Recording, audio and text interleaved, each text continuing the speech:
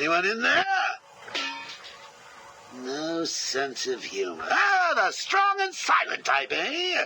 Think you're safe behind that mask? Give me 20 minutes and a can opener, and I'll have you whimpering like a schoolgirl. You might like it. That's enough, patient. Guard, leave us. Yes, sir. Good afternoon. My name is Professor Hugo Strange. And you are? Two-Face. Catwoman. Batman. We can play these games as long as you like. Great. I love games. Not in my facility, you won't. I am offering you this opportunity to make a deal. I am fully aware of your condition. The last thing you have is time. But I can make your final days more comfortable. And in return, I'd be giving you... I wish to study you. I need to know why you are the way you are. I don't have long, Doc. You're going to need more than some psycho mumbo-jumbo to get to the bottom of what's wrong with me. Oh, I have more than that. Much more. So, do we have a deal? How are you feeling today? You promised me another doctor, Strange. Maybe you shouldn't have killed the one I sent last week. What made you do it? Fish gotta swim, birds gotta fly. Besides, it was worth it to see the look on her face. Hey, you know what? I think I've got a piece of it here in my pocket. You are trying my patience. That was the third doctor you've killed. Well, keep on sending them, Doc. I'm trying to break my record. I think it is time for you to do something for me. Name it, Doc. Tell me how you came to be. Explain what made you what you are today. How you come to be sitting across the table from me, dying. Is that all? Well, I guess you could say I once had a very bad day. Really? Go on. It was a Thursday night. Things had been getting worse. I was 3 days from the bank foreclosing on my home. The chemical plant I worked nights at was about to lay off half the workforce. And I was sitting in the hospital, holding the hand of my pregnant wife, wishing to God that she wasn't dead. That must have been upsetting for you. Probably was. Back then, though, all I knew was that if I didn't let old man Falcone's men into the plant that night, they'd have killed me too. So here's the thing. I had to decide. Could I live without her? Was there any point going on?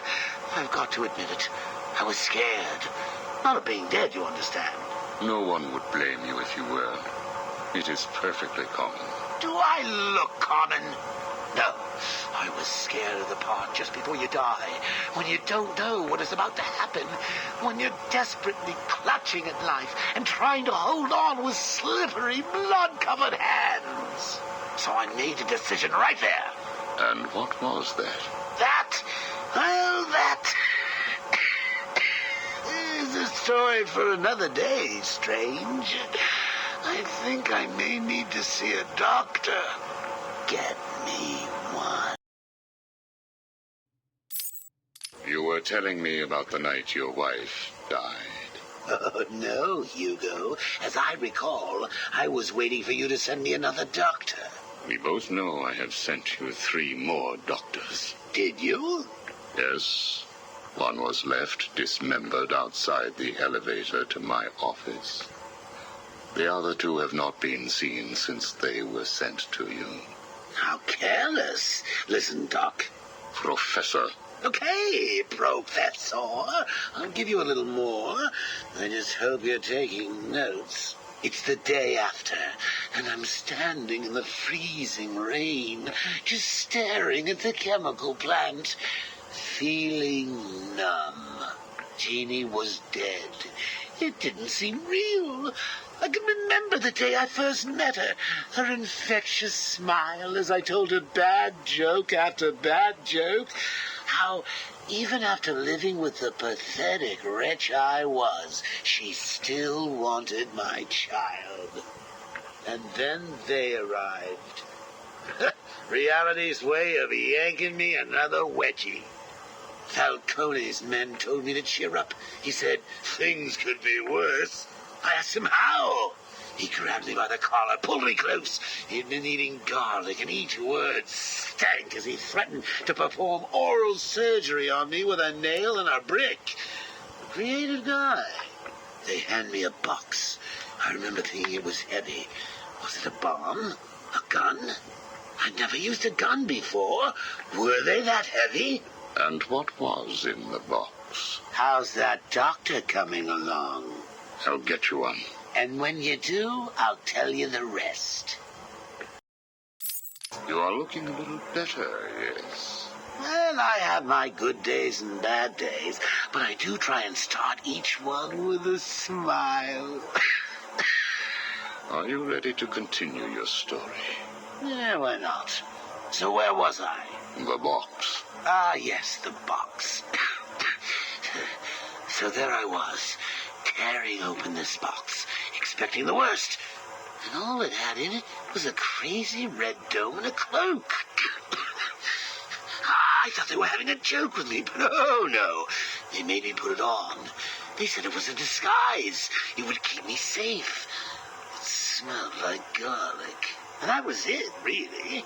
I was dressed up like a spaceman, barely able to see, trying to break into the one place in this town that had given me a job. Have you ever tried to walk with an enormous fish bowl on your head? Don't answer that. It's hard. I couldn't see where I was going. I must have tripped one of the alarms. I heard muffled gunfire. I panicked and tried to run. And then I saw him. Who? Batman. Really? Yes, really. Batman tried to hit me. I moved out of the way, but, well, what you need to understand is I had this giant bowl on my head, and I lost my balance. It's like life, really. 1 minute everything's bad, and the next your wife's dead and you're hanging on for dear life, suspended over a tank of experimental chemicals. I'm sure he'd say he tried to save me, but we all know he didn't. I fell. For a second, just as I hit the surface, I thought I may just get away with this. I assume that wasn't the case. Do I look like I got away with it? I was drowning. The chemicals were burning my skin. My entire body felt like it was on fire. And it was all his fault. Whose fault? Batman's? Who else? Yours? Come again? Let me tell you what I believe. I believe that you have fabricated a series of events that you use to conceal the truth about your condition. I have read 12 different accounts of your past, all different, except for one detail. Batman. What can I say? I like to keep things interesting. A wise man once told me that if you have to have an origin story, you're better off making it multiple choice. And never facing up to the truth of what happened. What you did. How you got here. Oh, I know exactly how I got here. A big truck brought me here from Arkham. You remember the asylum, don't you? Of course. Well, good. Because I'd hate to think that I'd fabricated seeing you watching me in my cell all those times. Excuse me? Hugo, you merry maniac. You were obsessed with me. You all were trying to get in here.